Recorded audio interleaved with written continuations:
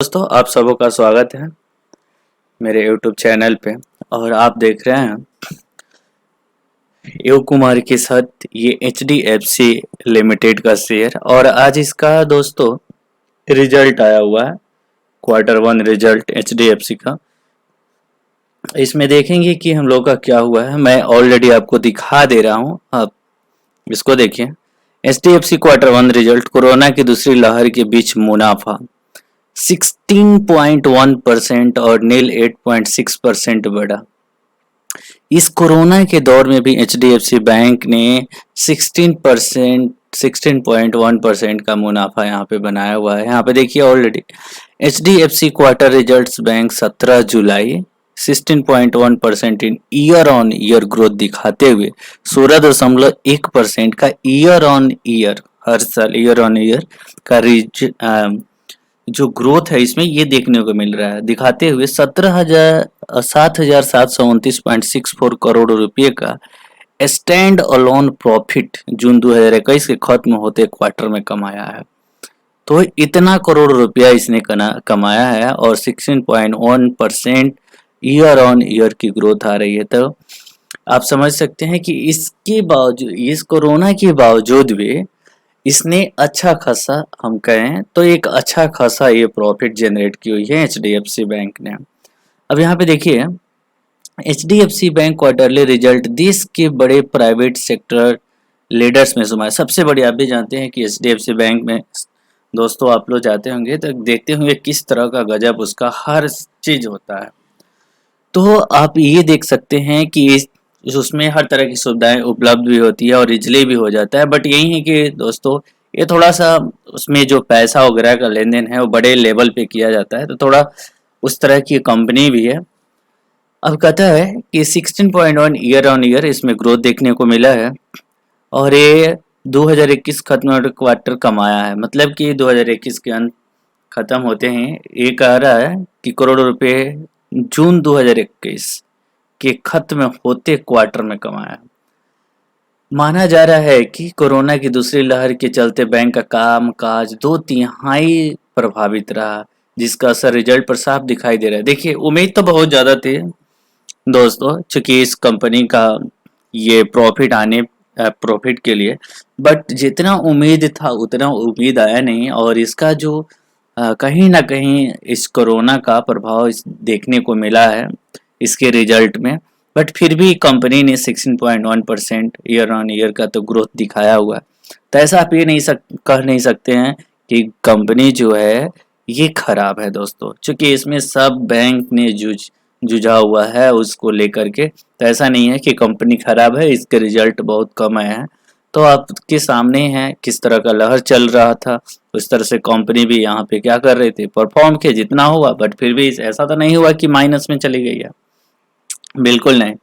अब अपने को यहाँ पे हम देख लेते हैं ने कहता है कि आय की दूसरी उच्च प्रदान नील से मिलने वाली प्री प्रोविजनल ऑपरेटिंग प्रॉफिट के लाभ कमाने की काफी मदद की। बैंक ने 2021 के तिमाही में इतना करोड़ रुपए का मुनाफा कमाया, तब भी 6,658 करोड़ रुपए का मुनाफा हुआ है। और ये ईयर ऑन ईयर जो है 15,670 करोड़ रुपये से बढ़ाकर 17,000 रुपया हुआ है। क्वार्टर ऑन क्वार्टर बेसिस पे इसका इसी तरह का कुल NPA 1.32% से इंक्रीज कर 1.47% हुआ है। कैपिटल का रेशियो देखिए 18.8% से बढ़कर 19.1% हुई है। अब बैंक का कोर इंटरेस्ट मार्जिन 4.1% दर्ज हुआ है। जो उसका अपना कोर इंटरेस्ट है जो मिला है वो 4.1 दर्ज हुआ है। तो इस तरह से हम लोग ये बोल सकते हैं कि दोस्तों अब ये इसका इफेक्ट देखना पड़ता है कि इसका इफेक्ट क्या होता है, मंडे को हम लोग देखेंगे।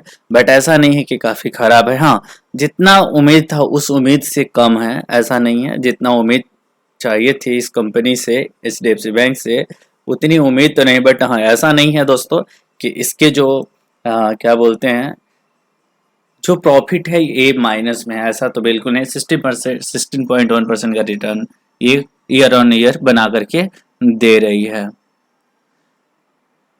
तो इस तरह से दोस्तों हम लोग देखेंगे। अभी इसके हम शेयर प्राइस पे आ जाते हैं। देखिए अभी इसका रेट चल रहा है दोस्तों 1522 रुपया, और ये लास्ट यानी फ्राइडे के दिन का क्लोजिंग है 16 जुलाई का। देखिए 1.65 0.11% ये देखा जा रहा था कि इसका किस तरह का रिजल्ट आ रहा है, उसके बाद से ये रिएक्ट करेगा। मंडे को हम लोग देखेंगे, पहले आवर में हम लोग वॉच करके देखेंगे कि क्या लोगों को इसके रिजल्ट पसंद आ रहे हैं या नहीं आ रहे हैं, उसके बाद ही आप इसमें ट्रेड करेंगे दोस्तों। अगर ट्रेड करना चाहें तो शुरू के कुछ देर के बाद ही आप करेंगे तो काफ़ी बेहतर होगा, क्योंकि मोमेंट देख करके ही ट्रेड लेनी चाहिए कि क्या मोमेंट होने वाला है।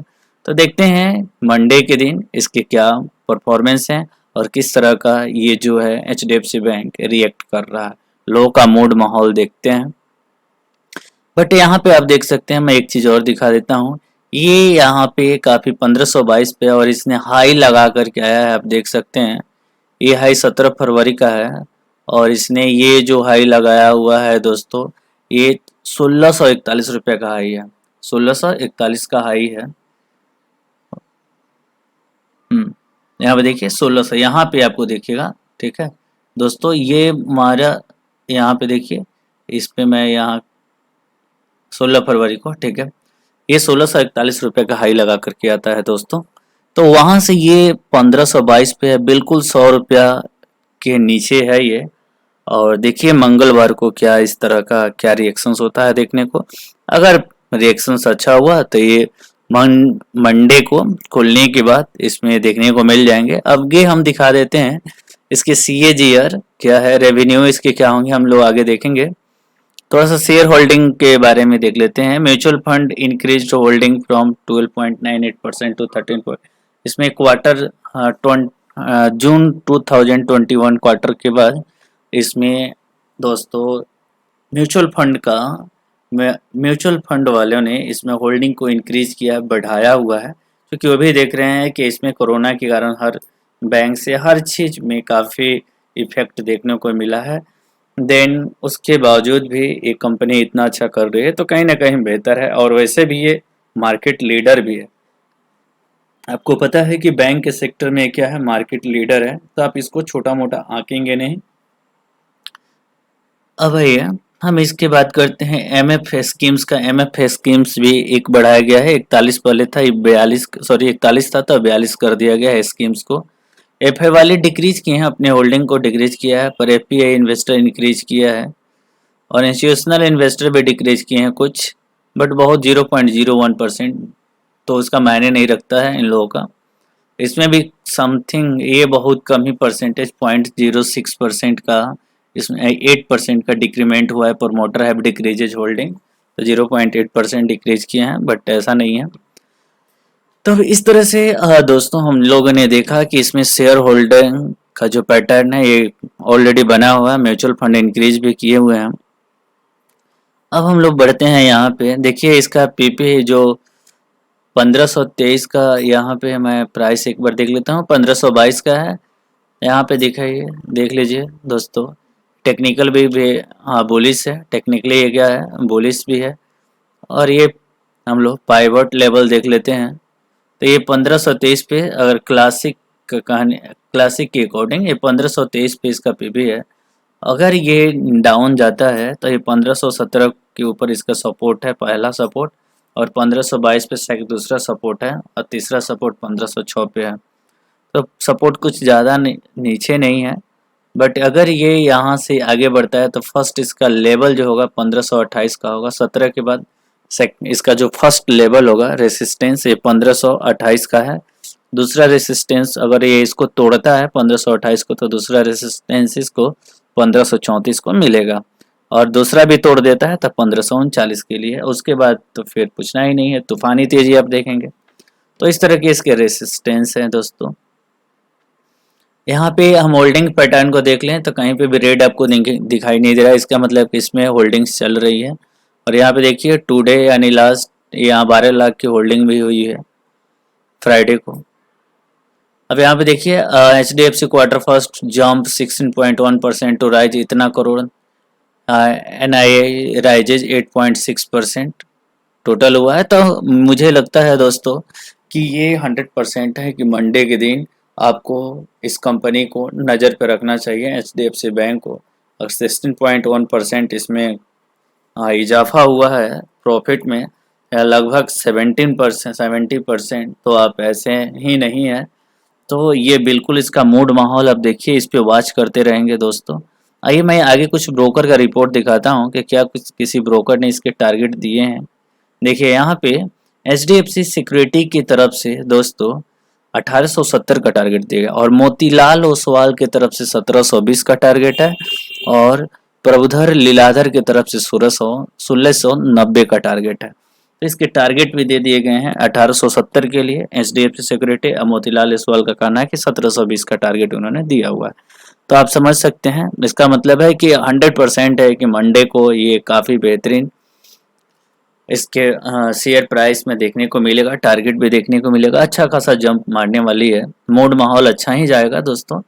यहाँ पे देख लीजिए रेवेन्यू अच्छे खासे रिटर्न बना करके दे रही है, रेवेन्यू भी अच्छा खासा जनरेट कर रही है। तो अच्छा खासा जब ये जनरेट कर रहे हैं तो आपको भी, अगर आप इसमें पैसा लगाते हैं तो आपको भी अच्छा खासा ही पैसा मिलेगा।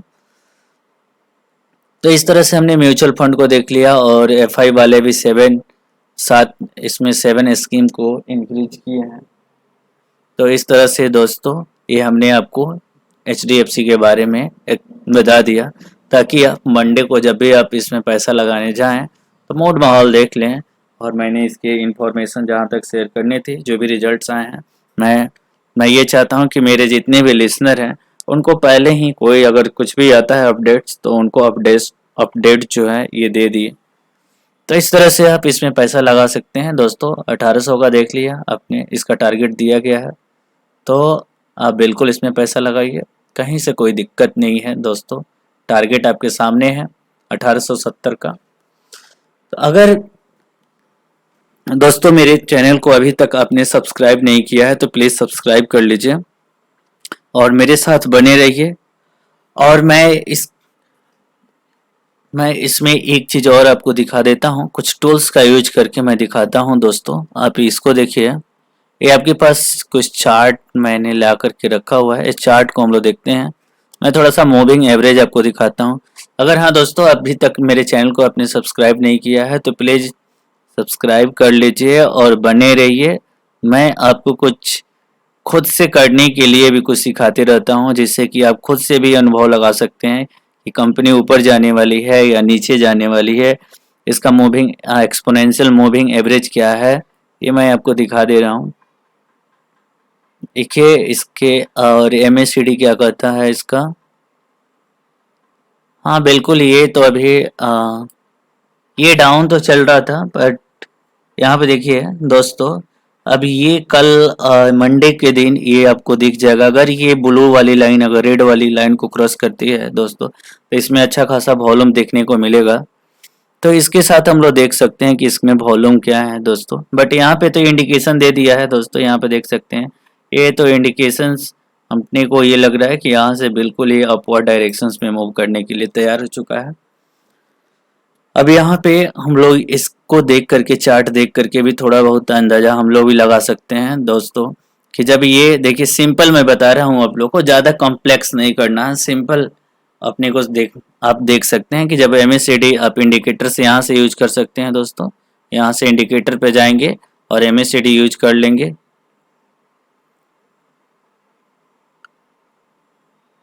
आप देख सकते हैं। तो इस तरह से हमने ये दिखा दिया कि इसके चार्ट्स हैं, और चार्ट्स भी अपवर्ड डायरेक्शंस में ही हैं। तो अच्छा खासा ही रिएक्ट होगा HDFC बैंक का मंडे के दिन। अगर इसके साथ निफ्टी भी थोड़ा सपोर्ट करता है तो फिर इसमें बुझिए कि तूफानी तेजी आने की उम्मीद है। तो इस तरह से मेरे चैनल को बने रहिए, और मैं इस तरह से और भी इंडिकेटर्स है RSI पे दिखा देता हूँ दोस्तों। RSI क्या कहता है, 1 मिनट दोस्तों। और इसमें मोमेंटम भी आप देख लीजिए, मोमेंटम क्या है इसका। मोमेंटम बना हुआ है दोस्तों, अब इसमें मोमेंटम बन रहा है, इसमें अब मोमेंटम बन रहा है। और हम आगे बात कर लें इसके, 1 मिनट।